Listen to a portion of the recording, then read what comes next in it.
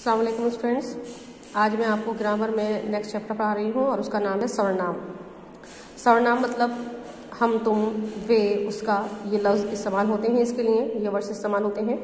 यहाँ पर कुछ लाइंस दी हुई हैं और देखिएगा कि इसमें हम सर्वनाम का प्रयोग जो है वो किस तरीके से कर सकते हैं। रिया ने रिया के मन में सोचा कि रिया आज शाम को ही रिया की माँ के साथ रिया की सहेली के घर मान्या की माता जी से मिलने जाएगी। यहाँ पर रिया वर्ड जो है वो बार बार आ रहा है और हमें समझ में भी नहीं आ रहा कि ये क्या बोलना चाह रही है या क्या लिखा हुआ है और किस तरीके से हम इसको समझें। इसको समझने के लिए हम इस प्रकार इसको लिखेंगे कि रिया ने अपने मन में सोचा कि वे आज शाम को ही अपनी माँ के साथ अपनी सहेली के घर उसकी माता जी से मिलने जाएगी। अब यहाँ पर देखिए कि जो रिया वर्ड है उसकी जगह हमने उसकी रिया के नाम के अकॉर्डिंग ही यहाँ पर हमने सर्वनाम यूज़ किया है। जैसे अपना है, वे है, अपनी यहाँ पर आया, उसकी आया, तो ये सारे वर्ड्स जो हैं वो सर्वनाम कहलाते हैं। अब ये इसमें इसका रहा कि एक अच्छा वर्ड सेंटेंस बन गया हमारा, जिसमें एक अटपटापन था वो दूर हो गया और यहाँ पर जो शब्द यूज़ हुए हैं वो भी अच्छे से समझ में आ रहे हैं और ये उसके सर्वनाम है। सर्वनाम शब्द का अर्थ क्या होता है? सबके लिए नाम। सर्वनाम सभी प्रकार के नामों से स्थानों पर प्रयोग किए जाते हैं, इसलिए संज्ञा के ही समान ही ये विकारी शब्द होते हैं। जैसे मैं, हम, तुम, वे, इसका आदि। अतः कहा जा सकता है जो शब्द संज्ञा के स्थान पर प्रयोग किए जाते हैं उन्हें सर्वनाम कहते हैं।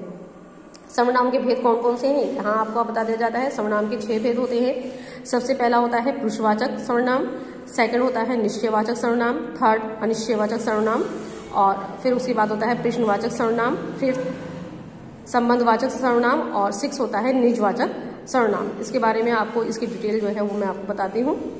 सबसे पहले आता है पुरुषवाचक सर्वनाम, यानी कि बोलने वाला, स्पीकर जो होता है, सुनने वाला, श्रोता, ऑडियंस या किसी अन्य व्यक्ति जिसके बारे में बात हो रही है, बोध कराने वाले शब्द जो हैं वो सर्वनाम या पुरुषवाचक सर्वनाम कहलाते हैं। जैसे मैं रस्सी कूद रही हूँ, तुम भी रस्सी कूदो, वे 100 बार रस्सी कूद लेती है। ये मैं, तुम, वे, ये जो है वो सर्वनाम पुरुषवाचक सर्वनाम है। इस प्रकार पुरुषवाचक सर्वनाम जो है वो 3 प्रकार के होते हैं। एक उत्तम पुरुषवाचक होता है, मध्यम पुरुषवाचक होता है और एक अन्य पुरुषवाचक होता है। उत्तम पुरुषवाचक कौन सा होता है? ये सर्वनाम देख लीजिए। वक्ता या लेखक जिन सर्वनामों का प्रयोग अपने लिए करता है उन्हें उत्तम पुरुषवाचक कहते हैं। जैसे मैं, हम, मेरा, हमारा, तुम, मुझे, मुझसे, हमसे, ये आपके उत्तम सर्वनाम पुरुषवाचक सर्वनाम हुए। फिर है मध्यम पुरुषवाचक सर्वनाम, वक्ता या लेखक द्वारा जिन सर्वनामों का प्रयोग श्रोता या सुनने वालों के लिए किया जाता है, यानी कि हम किसी को कहते हैं या पुकारते हैं तो वो मध्यम पुरुषवाचक कहलाते हैं। जैसे मैं है, तुम, आप, तुम्हारा, तेरा, ये आदि जो वर्ड है यह मध्यम पुरुषवाचक सर्वनाम है।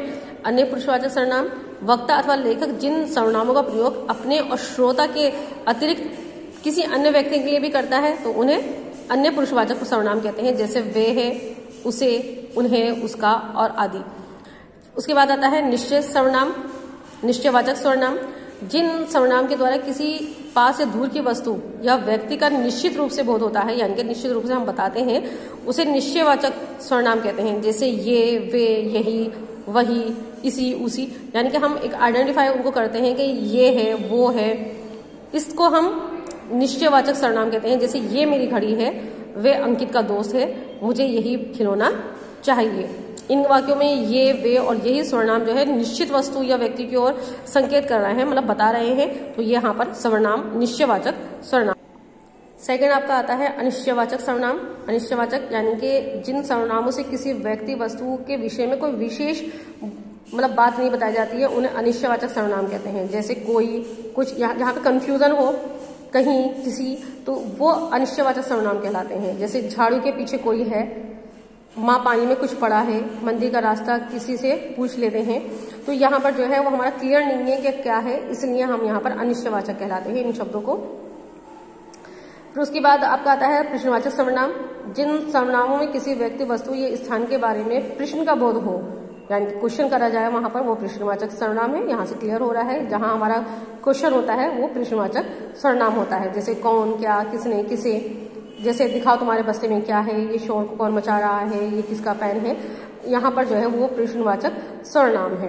फिर है संबंधवाचक सर्वनाम, जिन सर्वनामों का प्रयोग वाक्य में प्रयुक्त दूसरे संज्ञा या सर्वनामों के संबंध बताने के लिए किया जाता है उन्हें संबंधवाचक सर्वनाम कहते हैं। जैसे जो, सो, जिसकी, उसकी, जिसने, उसने, जो, वे आदि। एग्जाम्पल के लिए देखिए, जो करेगा सो भरेगा, जिन्हें पिकनिक पर जाना है वे अपना नाम लिख दें, जो मेहनत करेगा वे फल पाएगा। यहाँ पर इन वर्ड से मालूम हो रहा है कि ये एक दूसरे से कनेक्ट है, यहाँ पर संबंधवाचक सर्वनाम है। उसके बाद है निजवाचक सर्वनाम। निजवाचक वे सर्वनाम कर्ता अपनेपन का बोध कराते हैं। जो सर्वनाम जो है वो कर्ता यानी कि अपने लिए, खुद के लिए अपनेपन का बोध कराते हैं, वहां पर निजवाचक सर्वनाम होता है। जैसे आप, स्वयं, खुद आदि। ये चित्र मैंने स्वयं बनाया है, ये प्रोजेक्ट खुद बना लूंगा, बेटा खाना खाकर बर्तन अपने आप रखकर जाना या जाओ। ये जो वर्ड्स है अपने आप, खुद, ये सब जो है वो आपको निजवाचक सर्वनाम में मिलेंगे। आइए अब हम देखते हैं कि हमने क्या सीखा है इस पूरे लेसन में। संज्ञा की जगह प्रयोग किए जाने वाले शब्दों को सर्वनाम कहते हैं। ये क्लियर है आप लोगों को। सर्वनाम विकारी शब्द है। सर्वनाम के 6 भेद होते हैं: पुरुषवाचक, निश्चयवाचक, अनिश्चयवाचक, प्रश्नवाचक, संबंधवाचक और निजवाचक। वे और वह और वे सर्वनामों का प्रयोग अन्य पुरुषवाचक और निश्चयवाचक सर्वनाम दोनों में ही होता है। ये आपको लेसन समझा दिया गया है। अगर इसमें कोई प्रॉब्लम आती है तो आप मुझसे पर्सनली बात कर सकते हैं और समझ सकते हैं। अस्सलाम वालेकुम।